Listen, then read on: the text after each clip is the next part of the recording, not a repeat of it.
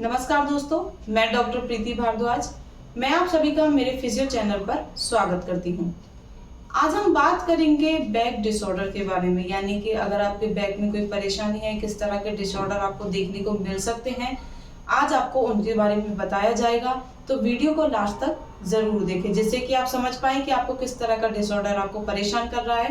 तुरंत ही अपने पास के किसी फिजियोथेरेपिस्ट से जाकर आप कंसल्ट करें। बैक में पेन होना आजकल बहुत आम समस्या हो चुकी है, क्योंकि हम इस तरह से कंप्यूटर पे सिस्टम पे बैठ के काम करते हैं। हमारे बैठने का उठने का तरीका बहुत ज़्यादा चेंज हो चुका है। अगर हम मोबाइल यूज़ कर रहे हैं तो हम घंटों तक मोबाइल यूज़ करते रहते हैं। हम अपने पोस्चर का ध्यान बिल्कुल नहीं रखते हैं कि हम किस तरीके से बैठे हैं, हमारी शोल्डर रेस्ट में है या नहीं, हमारी बैक स्ट्रेट है या नहीं।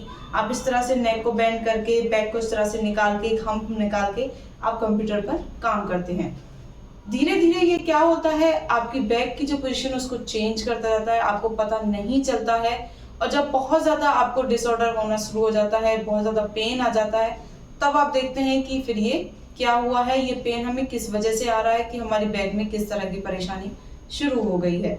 स्टार्टिंग में ये बहुत कम पेन होता है तो आप इसको इग्नोर करते रहते हैं, लेकिन हमें अपनी बैक से रिलेटेड, अपने शोल्डर, अपने नी से रिलेटेड किसी भी तरह के पेन को कभी इग्नोर नहीं करना चाहिए। स्टार्टिंग में ही ट्राई करें कि इसको एक्सरसाइज करके, इसका ट्रीटमेंट लेकर हम इसको ठीक करें, ताकि इन फ्यूचर आपको इस तरह की परेशानी ज्यादा ना हो। तो बैक में किस तरह के डिसऑर्डर आपको देखने को मिलते हैं, सबसे फर्स्ट होता है हमारा काइफोसिस। जैसा पिक्चर में देख पा रहे हैं, आपको क्लियर हो जाएगा। इसमें क्या होता है, काइफोसिस में आप देखेंगे कुछ लोगों को इस तरह के उनके राउंडेड शोल्डर होते हैं, वो थोड़ा आगे की तरफ झुके होते हैं। इस तरह से वो अपनी पोजीशन रखते हैं और उनकी ऊपर वाली जो बैक होती है उधर आपको एक हम दिखाई देगा। इससे क्या होता है, जो आपके स्पाइन का कर्वेचर है वो भी थोड़ा चेंज हो जाता है, जो वाला हिस्सा है आपका थोड़ा आपको उभरा दिखाई देगा।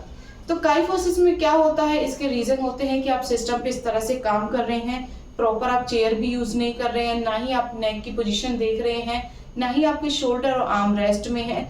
तो कंटिन्यू आप इस तरीके से काम कर करके और लगातार कई सालों तक इसी तरह का पैटर्न चलता रहता है, तो धीरे धीरे आपके स्पाइन में चेंजेस आने शुरू हो जाते हैं और आपका जो कर्वेचर है वो काइफोसिस में बदल जाता है।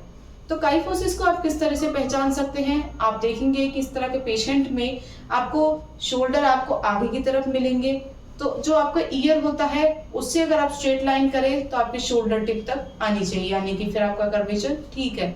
लेकिन आप देखेंगे कि जिनका इस तरह का राउंडेड शोल्डर है उनके ईयर इधर होंगे और राउंडेड शोल्डर इधर होगा, वो पोजीशन एक लाइन में नहीं होगी। तो इससे आप इजीली पहचान सकते हैं कि इनमें काइफोसिस है। सेकंड आपका डिसऑर्डर होता है लॉर्डोसिस। लॉर्डोसिस में क्या होता है, जो आपकी लंबर रीजन होते हैं, नीचे वाला रीजन होता है, वो इस तरीके का हो जाएगा, यानी कि ऐसे वो अंदर की तरफ धंसा हुआ आपको मिलेगा। तो महिलाओं में बात करी जाए, महिलाओं में परेशानी बहुत ज़्यादा होती है, क्योंकि प्रेगनेंसी की वजह से उनके स्पाइन में चेंजेस आ जाते हैं। ड्यूरिंग प्रेगनेंसी आप उनको लॉर्डोसिस देखेंगे, बहुत ज़्यादा देखने को मिलेगा, लेकिन आफ्टर डिलीवरी वो थोड़ा कम हो जाता है। लेकिन महिला एक्सरसाइज नहीं करती हैं, कंटिन्यू काम करने की वजह से उनकी स्पाइन पे बहुत ज़्यादा असर पड़ता है और धीरे धीरे लॉर्डोसिस बढ़ता हुआ फिर बहुत ज़्यादा हो जाता है। इससे क्या होता है, जो आपके आसपास की मसल्स हैं उनमें टाइटनेस हो जाती है, कहीं पर आपकी मसल्स बहुत ज़्यादा ओवर स्ट्रेच हो जाती हैं, तो उससे आपको स्पाइन में बहुत ज़्यादा पेन होगा। जब आप लेटेंगे या फिर काम करेंगे खड़े रहकर बहुत लंबे समय तक, तो आपको एक शार्प शूटिंग पेन शुरू होगा। फिर ये पेन बढ़ता हुआ आपका रेडिएटिंग पैटर्न में चेंज हो जाएगा और पेन आपके पैरों में भी जाना शुरू कर देगा। तो स्टार्टिंग में अगर आपको बैक में पेन हो रहा है, आपको डिस्कम्फर्ट लग रहा है लेटने में, काम करने में, तो तुरंत ही आप फिजियोथेरेपिस्ट के पास जाए, अपना ट्रीटमेंट लेना स्टार्ट करें और जो भी आपको एक्सरसाइज का पैटर्न दिया जाए उन्हें आप रेगुलरली फॉलो करें। इससे क्या होगा, इन फ्यूचर जो आपकी डिस्क में कोई प्रॉब्लम आएगी आप उसे बहुत हद तक कम कर सकते हैं। थर्ड आपकी स्पाइन में डिसऑर्डर होता है, आपको देखेंगे स्कोलियोसिस। स्कोलियोसिस में क्या होता है, आपकी पूरी जो कमर यानी जो रीढ़ की हड्डी होती है पूरी चेंज हो जाती है, वो इस तरह की एक साइड में चेंज हो जाती है। जैसे हमारी स्पाइन सीधी होती है इस तरीके से, लेकिन वो सीधी ना होके इस पिक्चर में देखिए इस तरह की आपको दिखाई देगी। एक तरफ इस तरह से पेशेंट टिल्ट हो जाता है, क्योंकि वह पेन होने की वजह से अपनी बॉडी को अकोमोडेट करता है और अकोमोडेट होने की वजह से फिर उसकी पूरा स्पाइन चेंज हो जाती है। तो स्कोलियोसिस को आप कैसे पहचानेंगे? स्कोलियोसिस को पहचानने का बहुत इजी तरीका है, आप पीछे पेशेंट के इस तरह से एक लाइन ड्रॉ करें, तो वो स्ट्रेट ना होके आप देखेंगे कि आपके हाफ तक तो आपकी लाइन स्ट्रेट हुई है, लेकिन उसके बाद वो टिल्ट हो गई है, यानी कि एक पार्ट आपका इस तरीके का रहेगा, यानी स्पाइन इस तरीके की मुड़ गई है और फिर वो स्ट्रेट मिलेगी। तो एक साइड जहां आपका इस तरीके का आपको दिखेगा वो होगा आपका कॉन्वेक्स और दूसरी साइड आपका होगा कॉनकेव। तो इस तरह का स्ट्रक्चर आपको देखने को मिलेगा। सेकंड आप पहचान सकते हैं उसकी वेस्ट लाइन से। तो वेस्ट लाइन में आप क्या देखेंगे, जैसे ये हमारी वेस्ट लाइन होती है ये पूरी स्ट्रेट मिलेगी, लेकिन इस तरह के पेशेंट में आप पीछे से देखेंगे, आप ड्रॉ करेंगे यहाँ से तो सीधी नहीं जाएगी, वो क्या होगी इस तरह की टेढ़ी होगी, क्योंकि पेशेंट इस तरह से टिल्ट हो जाता है। तो अगर वेस्ट लाइन यहाँ से ड्रॉ करेंगे तो कहाँ जाएगी, इस वाले एसआई जॉइंट पे तो वो टच नहीं हो पा रही, यानी कि वो टेढ़ी हो चुकी है। तो इससे आप इजीली पहचान पाएंगे कि इस पेशेंट को स्कोलियोसिस है।